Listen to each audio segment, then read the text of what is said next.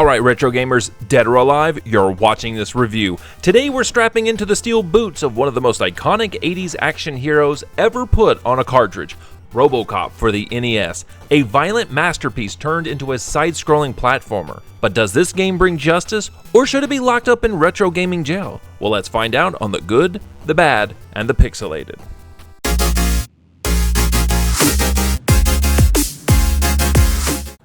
Developed by Data East and published by Ocean in 1989, RoboCop for the NES was one of many movie-to-game adaptations hitting shelves in the late 80s.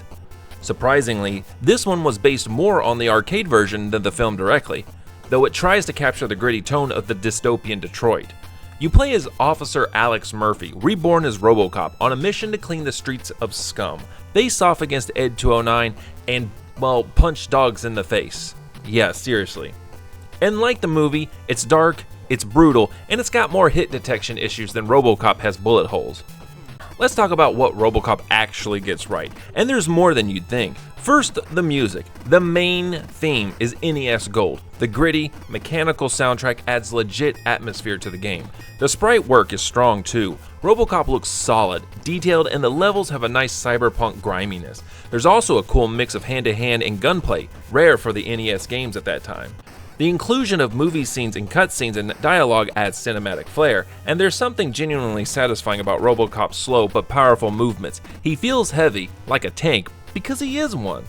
But now we're entering prime directives of frustration. RoboCop can't duck, that's right. Half of the enemies in the game shoot from kneecap level, and Murphy just stands there and takes it. His movement is sluggish, turning around takes forever. There's also limited ammo, a janky punch range, and stiff jumping that makes platforming feel like you're driving a tank across lava. And get this, you lose energy just by walking. That's right, RoboCop apparently runs on AA batteries. The game also suffers from inconsistent difficulty spikes. One minute you're breezing through punks, the next you're being mauled by dogs in... I don't even know what that is. In hindsight, RoboCop is a perfect example of 8-bit ambition clashing with 8-bit limitations. It tries to be cinematic, serious, and faithful to the source, while still being an arcade action platformer. That's a tough balance. And while the gameplay is flawed, there's still something appealing about it. It feels like RoboCop. You're slow, deliberate, and tough, and the game's oppressive tone nailed it. It also marked the start of RoboCop's surprisingly long life in gaming, this with sequels, crossovers, and even recent reboots. This NES version may not be the best, but it's a critical piece of that legacy. So, should you play RoboCop on the NES? Well, if you're a fan of the franchise or into retro arcade-style punishment, yeah, but be prepared to be frustrated.